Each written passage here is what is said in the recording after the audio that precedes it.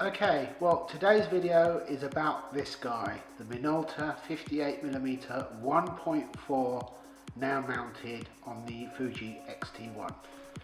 Now, I have used this previously on the Sony A6000 and I was really impressed by it. Now got a mount to adapt it to the Fuji X series. I've been trying it out on the XT1, which I've recently, if you've been following, decided to start switching over to Fuji, and I absolutely love this lens. Now, Fuji make a 56 1.2, this is a 58 1.4. Slightly more light through the 56. 1.4 is more than fast enough, really. I like the 58, 56, 58 is close enough, but I prefer that, say, to the 50, because you get just that little bit more compression, separation. It's fantastic. On here, it's actually even easier to focus than on the A6000.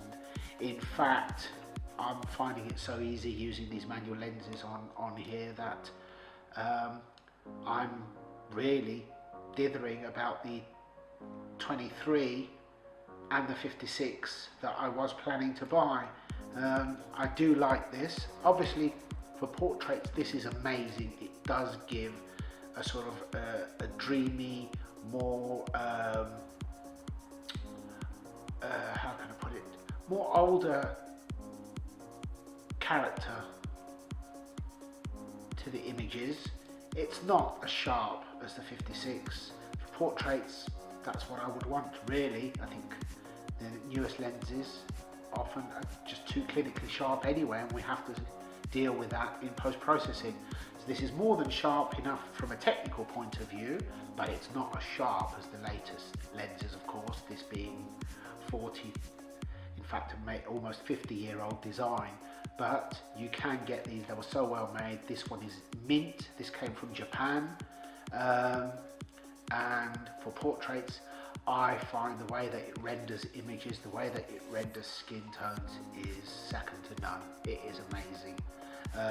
So I'm hesitant to go for the 56 now, because I may find that I'll buy the 56 and end up using this. I'm more inclined to actually build up a collection of older lenses around this focal length that all have different characteristics.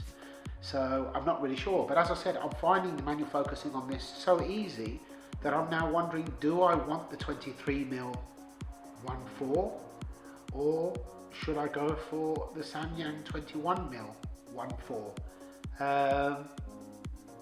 Because I'm actually enjoying photography almost the same as when I first started all those years ago, with a manual camera and a manual lens. In my case it was a Zenith E. It's a doddle to focus. The images that this lens renders are amazing. The contrast on this lens is quite low, but that's not a problem with digital. You can soon adjust that. So off camera they are quite low in contrast, but the effects, the way that it renders images is very, very good. I really, really like it. It's definitely worth looking around for one. I believe that they do make a 58 1.2 as well, but that's significantly more expensive. I can't comment on any difference in image quality from that one because I haven't used it, but for what I paid for this, for what you can get it for, this is brilliant. And on the Fuji XT1, XT2, this will be such an amazing portrait lens. It is absolutely amazing. And the 58mm is perfect.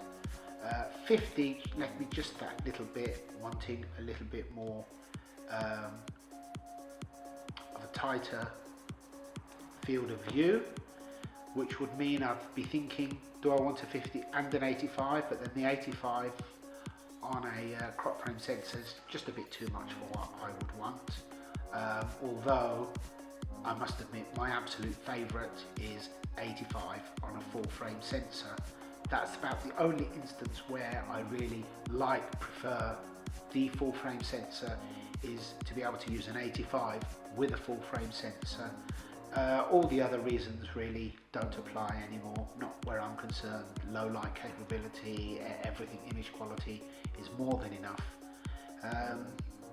In fact, I'm going the other way, where I'm leaning more towards character than absolutes, more towards the feel of the photograph rather than the technical appraisal under the microscope. So that's been a big change in my view of photography.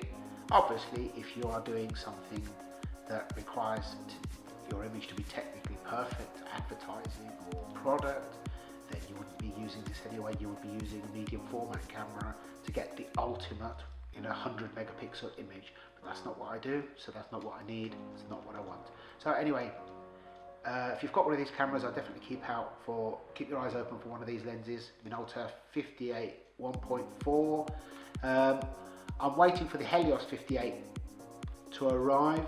That won't come anywhere near this, but it does have its own unique character with a swirling background with a bokeh.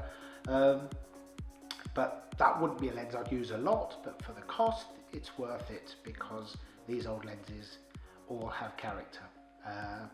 That's it for today, and I'll be back with another lens soon. Bye.